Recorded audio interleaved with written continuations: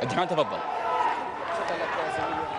فريق الجانب الان كابتن حمدان كابتن فريق الفتح. كابتن حمدان بدي اقول لكم الف مبروك هالثلاث نقاط. دخل حمدان تخيل او تغير مجرى هذه المباراه وايضا تغير اداء فريق الفتح. وبعد اذا تحدثنا انه فريق الفتح سيطر من خلال مجريات المباراه من خلال الشوط الثاني بعد ان سيطر فريق الرائد من خلال مجريات الشوط الاول. اول شيء اقول بسم الله الرحمن الرحيم، مبروك على الفوز. الحمد لله والشكر. يمكن تعرف بعد فترة توقف تلعب مباراة، يعني فترة توقف كثيرة، هذه تضر بالفريق.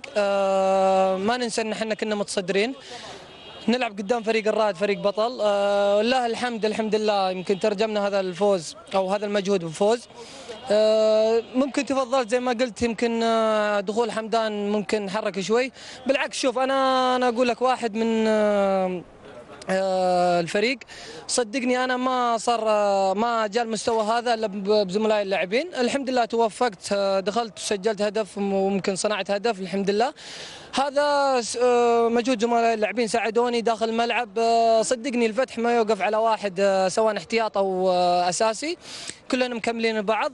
عندنا مباراة مهمة يعني قدام اشقائنا في نادي الاهلي، قاعدين نعد لها الف اعداد. ممكن الحين انا اشكر صراحة ادارة النادي صراحة، يعني ممكن هيئة الفريق وهيئته حق مباراة قدام اشقائنا النادي الاهلي، نريح المباراة هذه ونرجع عن طريق الطيران.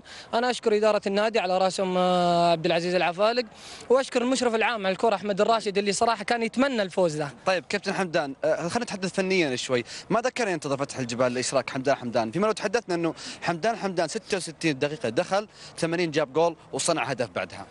شوف ممكن زي ما قلت، يمكن فتح الجبالي يمكن لا وجهة نظر. ممكن شاف في التمرين البديل جاهز. ما هي يعني بعيب لما تكون انت احتياط، العيب لما انت تكون احتياط وتنزل ما تأدي. ولا الحمد أديت. فرضت شخصيتي داخل الملعب. صدقني شوف ال 66 دقيقة اللي تكلمت عنها، يعني متى ما كنت في يومك راح تعطي، وان شاء الله اني اقدر اواصل، وما هي بنهايه المطاف راح اكمل ان شاء الله واواصل باذن الله. نعم كابتن، سؤال اخير على عجالا بالجواب. استقطابات جديده، اسماء حضرت لفريق الفتح، تحدث عنها كابتن. والله شوف انا اتمنى لهم كل خير. اكيد لاعبين كبار، عبدو برناوي، رجعت الكابتن احمد بوعبيد، اسامه عاشور، كلهم لاعبين كبار مثلوا في نادي كبير النصر. اتمنى لهم التوفيق وان شاء الله قادرين يعطون قدام الفريق ان شاء الله باذن الله. باقي اسم ولا خلاص خلصوا؟ والله اللي بيجي فيه الخير والبركه، وان ما جاء صدقني الموجودين كلهم مكملين لبعض. شكرا لك كابتن. شكرا يعطيك العافيه. كان لقائي مع الكابتن حمدان. انتقل الى زميله في الطرف الاخر راشد القعود والكابتن